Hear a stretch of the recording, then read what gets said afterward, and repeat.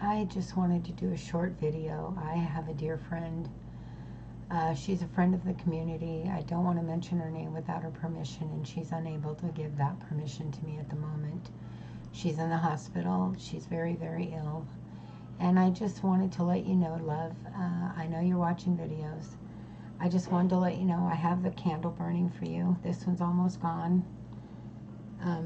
And I've got another one ready to go.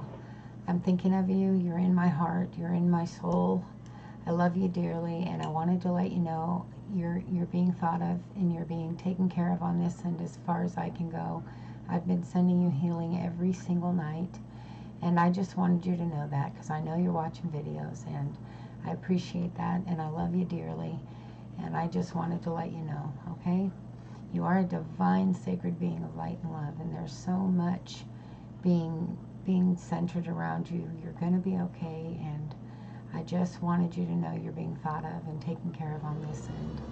So you hang in there. You stay strong. Stay in touch when you can. Don't push yourself, and love you.